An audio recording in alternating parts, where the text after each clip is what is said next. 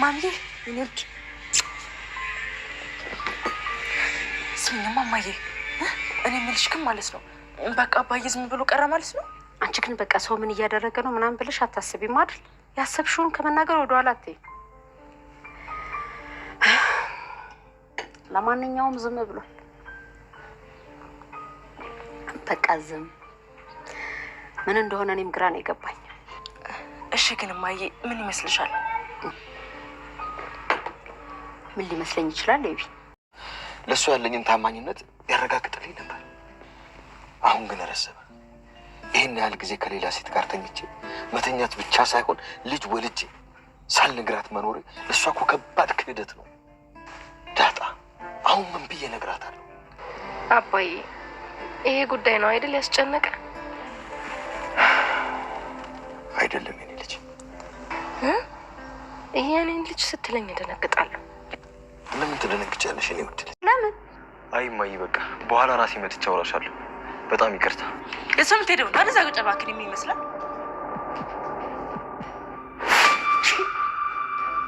እንዴት እንደዚህ ትይዋለሽ? እንዴ እማዬ ቆይ ምን አደረግኩኝ? ቀለበት ያደርግልኛል ምናምን የምትይው እንደዚህ ያመናጭቅሽው? እንዴ እማዬ ቆይ ምን አደረግኩኝ? ለምንድን ነው እኔ ስመጣ ሲወጣው እንዲህ እያዋረድሽው እንዲህ ከፍ ዝቅ እያደረግሽ እያናገርሽው ነው ያገባኛል የምትይው? እንዲህ እያደረግሽው አይደለም ናታ ማንም ቢሆን አይነካሽ። ቆመሽ ትቀሪያታለሽ። ምን አደረግኩኝ እማዬ?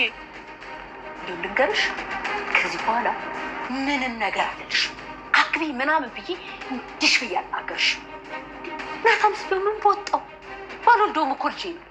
ጠባይሽን ሳታ ሰላም ለእናንተ ይሁን ውድ ቤተሰቦቻችን፣ በያላችሁበት ሰላማችሁ ይብዛ። እንኳን ወደ አንድነት ቻናል በሰላም መጣችሁ።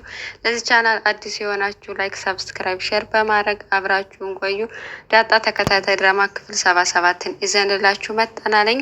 ይሄ ድራማ እንግዲህ በቤተሰባዊና በሰራተኛና አሰሪ ያለውን ግንኙነት በግልጽ የሚያስረዳን በዛ ትኩረት አድርጎ የሚሰራ ድራማ ነው።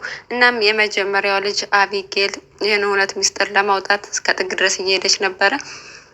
ቤት ውስጥ በአደራነት የተቀመጠው ናታንና በጣም የተረጋጋና ጥሩ ልጅ ስለሆነ ቤተሰቡ እንዲፈርስ ስለማይፈልግ ሚስጥሩን አቢጌል ስለደረሰችበት ያንን ሚስጥር ለመደበቅ እሷ እንደ መያዣ ያቀረበችው እንዳልናገር ከፈለግ እኔን አግባኝ ምርቃቴ ቀን ቀለበት ተሰርልኝ ስላለችው እሱም ሌላ አማራጭ ስለሌለው ለጊዜው እሷም ባይወዳትም ባይፈልጋትም ተስማምተዋል ማለት ነው። እናም ይህን ስምምነት ምክንያት በማድረግ ለእናቷ እናገራለሁ፣ ይህን ካደረግ ለእናቴ እናገራለሁ እያለች እያስፈራራቸው ነው። እና በጣም የሚወዳትን ልጅ ደግሞ ዳጣ ፊት ካልሳምከኝ ብላ ግግም አለች።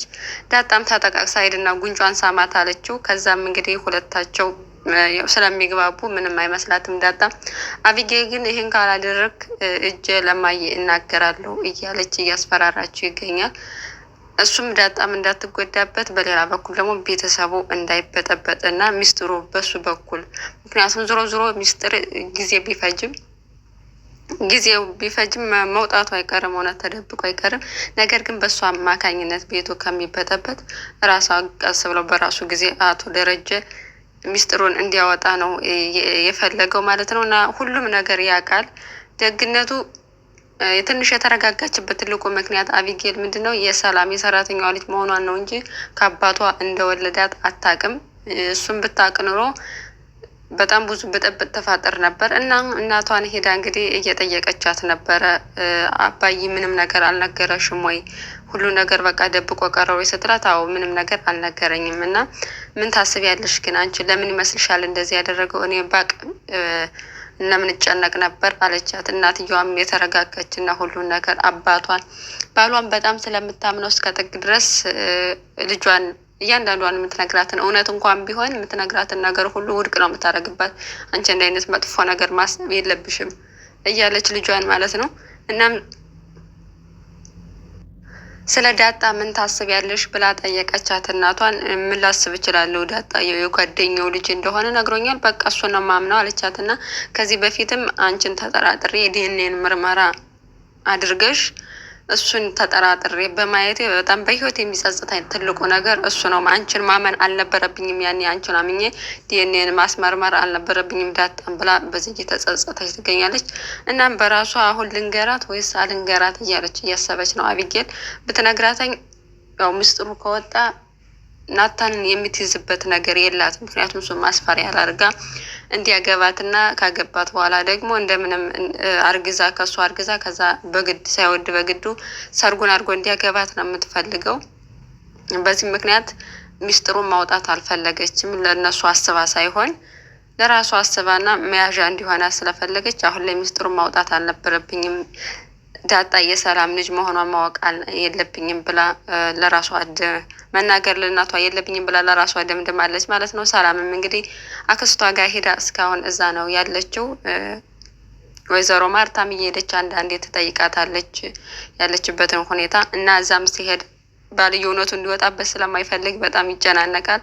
እንደውም አብረሽ ነው መሄድ ያለብሽ፣ እኔና አንቺ ሰላም ልጠይቂ ስትሄጅ አብረን መሄድ አለብን እያለ በተደጋጋሚ እየጠየቃት ነው። እሷ ግን የትም ቦታ ሲሄድ አንተን አስፈቅጄ መሄድ የለብኝም፣ ከመቼ ወዲህ ነው እንዲህ አይነት ጸባይ ያመጣኸው? ስለዚህ ሰላም ደግሞ ያው በጊዜ ሂደት እውነቱን እነግርሻለሁ፣ የልጅ አባት ያለው እናንተ ሰፈር አካባቢ ነው፣ ስለዚህ ልውለድና ከዛ እነግርሻለሁ ስላለቻት እሱንም እውነቱን እስከሚወጣ ሚስትየዋም እየጠበቀች ነው ማለት ነው። ወይዘሮ ማርታም ልጇ አቢጌል ያለቻትን ሁሉ ነገር አምናለች። ናታን ሊያገባኝ ነው ስላለች እሱም ደግሞ አማራጭ ስለሌለው ተገዶም ቢሆን እሺ ብሏታል። ስለዚህ በጣም ደስ ብሏታል።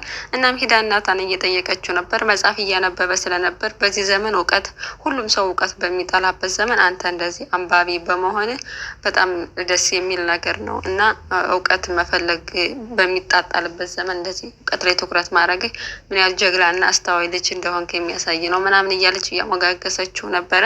እውቀትን እንደ ስራ ሳይሆን ትምህርትን እንደ ስራ ሳይሆን እንደ እውቀት አድርጎ ለሚይዘው ሰው እኮ በጣም ደስ ይላል፣ ደስ የሚል ነገር ነው እውቀት እያላት ነበር። እናም በዚህም እንግዲህ ግልጽ እንዲሆንላት ስለምትፈልግ ያንተና የአቢጌል ነገር ምን ላይ ነው ማለት ማወቅ እፈልጋለሁ። እውነት እሷ እንደምትለው ልታገባት ነው ወይስ እሷ ብቻ ናት እንደዛ የምትለው ስትለው እኔ አሁን በዚህ ሰዓት ዝግጁ አይደለሁም፣ ትምህርቴ ላይ ነው ማተኮር የምፈልገው፣ ዝግጁ አይደለሁም ብሎ ነገራት። እሷ እና ታዲያ እሷ የምትለው አቢጌል የምትለው ልነጋባ ነው ቀለበት ሊያስርልኝ ነው የምትለው የውሸቷ ነው ወይ ሲለው እኔ ዝግጁ አይደለሁም ብሎ በኋላ ላይ ሊሆን ይችላል ግን አሁን ላይ ዝግጅት አይደለሁም ብሎ ሲላተኝ እውነቱን ሁሉን ነገር ሳደብቅ አንተም እንደ ልጅ ነው ማይህ የማትፈልገውን ነገር እንድታደርግ አልፈልግም፣ ስለዚህ እውነቱን ልትነግረኝ ይገባል ስትለው ሊነግራት እያለ እንደ አጋጣሚ ከቻለች አቢጌል ማለት ነው ከሷ ፊት መናገር ስለማይፈልግ ሌላ ቀን እነግርሻለሁ በቃ ብሎ ጥሏ ሲሄድ እንዴት ና እንዳትሄድ ብላ ጮኸችበት ማለት ነው። መናገር አለብህ ከኔ ፊት፣ እኔ ስመጣ መሄድ የለብህም ብላ ማለት ነው። በዚህ ምክንያት እናትየዋ እና ታዲያ እንደዚህ ወንድ ልጅ እያናናቅሽ እያቃለልሽው እያንጓጠጥሽው በሰው ፊት እንዴት ነው አንቺን ሊያገባሽ የሚችለው? እንደውም ምንም ቢሆን ናቲ ልጄ ነው፣ ባልወልደውም ልጄ ነው። ስለዚህ አንቺ ጸባይሽን ሳታስተካከይ እሱ እንዲያገባሽ አልፈልግም ብላ ልጇን ሙልጭ አርጋ ሰድባታለች ማለት ነው።